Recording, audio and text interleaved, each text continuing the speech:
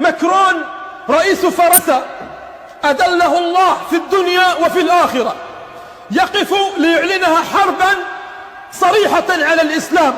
هذا النجس الذي لو صفع النعال على وجهه لصاح النعال بأي وجه أضربه. لكن أطمئنكم أنه رسول الله. رسول الله. يا رسول الله، أعداؤك ولوا للعدم وبقيت عزيزا كالعلم. وما هم والله أيها الأحباب إلا ككلب امرأة عربية.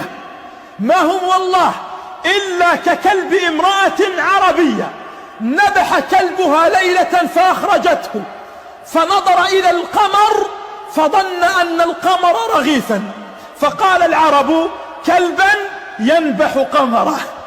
فقال العرب كلب ينبح قمرا.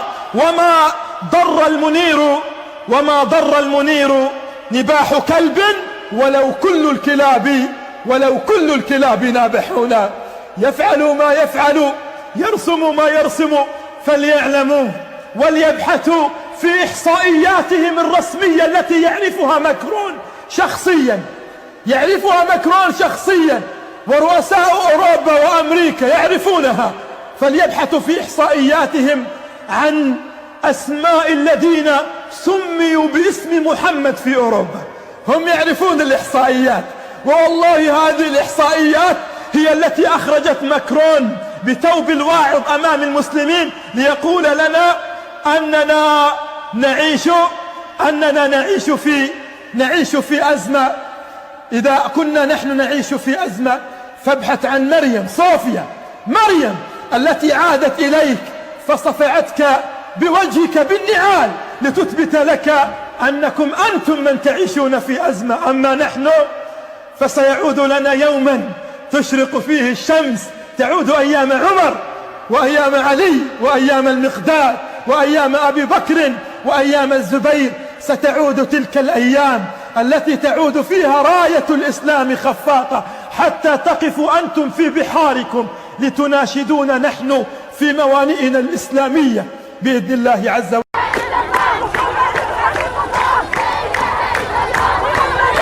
maxaad kala socotaa dagaalka lagu hayo islaamka?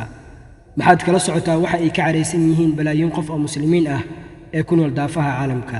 horaantii isbuucan ayay ahayd mar uu madaxweynaha dalka Faransa Emmanuel Macron uu ku tilmaamay islaamka mid ku dhibaataysan dunida, uuna sheegay in uu la dagaalami doono wax uu ku tilmaamay gooni isutaaga islaamka ee ka dhex socda dalka Faransa, iyadoo ay jirto in qudha looga jaray dalka Faransa nin lagu magacaabo Samuel Paty ka oo u soo bandhigay ardadiisa sawir uu ka sameeyay suubanaha calayhi salaam.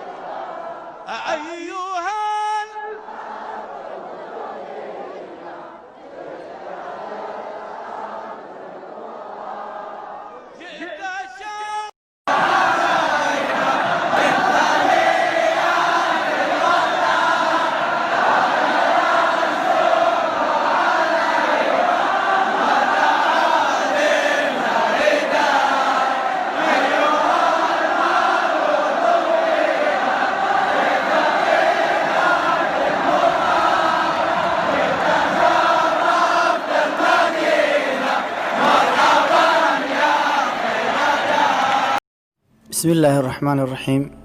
ولا مقطع كان جابان 5 دقيقة سعنية waxaan kugu soo gudbinayaa insha Allah 5 arrimood oo sababi karta inaad janno gashid, sidoo kale 5 arrimood oo sababi karta inaad gashid naar. haddaba fadlan haddii uu maqdaca kan ku soo gaaro yuusan noqon maqdaca kan mid agtaada ku hara ee la wadaag walaalada khayrka. nabiga sallallahu alayhi wasallam wuxuu leeyahay ad-daalu ala al-khayri ka faa'ilihi, ruuxa dadka khayrka tusaa wuxuu la mid yahay kan sameeyay oo kale. haddaan ku horeyno 5 arrimood oo sababi karta inaad jannada gashid, waxaa ugu horeeya number 1 ah al-khawfu min maqaami Illaahi azza wa jalla, inaad la kulanka Alle aad ka cabsatid. Allah subxaanahu wa ta'aala wuxuu leeyahay walaman khaafa maqaama rabbihi jannataan, ruuxii ka baqa la kulanka Ilaahay waxaa u sugnaatay laba janno. labo kafaalatul aytaam agoonta inaad ka kafaalo qaadid. nebiga sala allahu calayhi wasalam waxaa ka sugan inuu yidhi ana wa kaafirul yatiimi fi ljannati ka haatayni, aniga iyo ruuxa agoonka ka kafaalo qaadaa jannada waxaan ku nahay sida tan oo kale. oo nebiga sala allahu calayhi wasalam wuxuu xidhiiriyey labadii safarood, farta dheer iyo farta kale ku xigta ayuu xidhiiriyey. bimacnaa halkaa wuxuu ku tilmaamaya nebiga calayhi salaatu wasalaam inay aad iyo aad isugu dhow yihiin. runaantii ilmaha kan aabbahood qabriga galay alle subxaana wa tacaala ka ofsaday wuxuu u baahan yahay daryeel iyo unaxid fara badan ayuu u baahan yahay. qodobka saddexaad waxaa weeye taacatul waalidayn, labada waalid inaad adeecdid, gaar ahaan hooyada. nebiga sal allahu alay wasalam wuxuu yidhi ilzam qadamayha fa hama aljanna, addamadeeda laazim, halka ayay jannada ku jirtaaye. xadiis kale wuxuu ku leeyahy markii nebiga la weydiiyey sal allahu alay wasalam man axaqu nnaasi bixusni saxaabati, wuxuu yidhi ummuk ummuk ummuk uma abuuk. afar aliksaaru min dikri illaahi, dikriga ilaahay inaad badsatid. nebiga sal allahu alay wasalam wuxuu yidhi sabaqa almufriduuna, waxaa dheereeyey dadka mufridiinta ah. waxaa la yidhi rasuulka ilaahayow wama almufriduun, mufridiintu waa kuma? wuxuu yidhi addaakiruuna allaha kaiiran waadaakiraat, ragga inta badan ilaahay xusa iyo gabdhaha inta badan ilaahay xusa weeye. qodobka shanaad waxa weeyaan rakcataal wuduu, labada rakcee weysada. nebiga sala allahu alay wasalam jannada ayuu galay, markaasaa wuxuu maqlay kaba sanqadhooda, markaasaa waxaa lagu yidhi waa bilaal. nebiga calayhi salaatu wasalaam bilaal ayuu weydiiyey can arjaa camalin camalahu fi lislaam, camalka ugu rajada badan ee islaamka dhexdiisa u qabtay. wuxuu yidhi rasuulka ilaahayow laa aclamu shay-an akara min annanii maa tawada'tu wuduu'an ilaa sallaytu bacdahu maa shaa allaahu an usalliya. rasuulka ilaahayow ma garanaya camal aan kaga raja badanahay islaamka dhexdiisa aan qabtay ilaa aniga inaan weysaysto mooye ma weysaysto ilaa haddii aan weysaysto laba ragcadood ayaa ka dambaysiiyaa. qodobka lixaad waxa weeye ifshaa'u salaam, salaanta oo la faafiyo, silatu larxaam. qodobka toddobaadna waxa weeye alwafaa'u bilcuhuudi wasidqu bilxadiid, ballanka in la oofiyo. qodobka siddeedaadna qiraa'atu aayatulkursi weeye. qodobka sagaalaad waa mariidka in la booqdo. qodobka tobanaad ee ugu dambeeya waa gabadha inay ninkeeda raalli garaysaa. halkaa waxaan kaga baxnay shantii shay ee sababi kartay jannada. waxaan galaynaa shan shay oo sababi karta naarta inaad geshid. kibirka ugu horreey, nebiga sal allahu alay wasalam wuxuu yidhi jannada ma gelayo ruuxa qalbigiisa uu ku jiro misqaala darratin min kibrin, misqaala darra in la ego kibira jannada ma gelayo ninkuu qalbigiisa ku jiro ayuu nebigu yidhi sala allahu calayh wasalam. qodobka labaad ee sababi kara ruuxa inuu naar galo waxaa ka mid ah dulmiga iyo gardarrada. nebiga sal allahu alay wasalam wuxuu yidhi laba sinf oo ahlnaarka ah weli maan arag, aqwaamun macahum siyaatun ka adnaabi albaqari yadribuuna annaasa iyo nisaa'un kaasiyaatun caariyaatun maa'ilaatun mumilaatun calayhinna kaasnamati albukti laa yadkhulna aljannata walaa yajidna riixaha. qodobka shanaad waxaa weeye qaatilu nafsihi, kan ugu dambeeya. qodobka shanaad waxaa weeye qaatilu nafsihi, kan nafsadiisa dila, ruuxa nafsadiisa dila.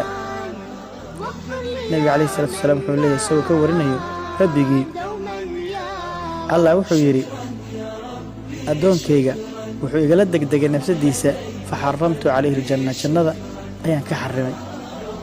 haddaba shantaas shay iska ilaali, shanta horena ku dadaal. walaal fadlan walaaladaadana khayrka la wadaag. allah ku barakeeye. baaraka allahu fiika wajazaaka allahu khayran. لا تحزن إن الله معنا. حرمة çekinme, üzülme, üzüllenme, yeyse kapılma, Allah bizimle beraberdir dedi. aadan arag wiilkii difaaca nabiga salawaatullahi wasalaamu calayhi u geeriyooday oo adduunkan uga tagay. haddaba wejigiisa waa kaas ayo ducadaha ka bakhiilna u ducee ilaahi subxaana wa tacaala inuu jannaatul firdaws alaclaa ka waraabiyo oo geeyo. xaqiiqatan meel fiican buu ku dhintay, shacairka nabigana ku dhimanayna.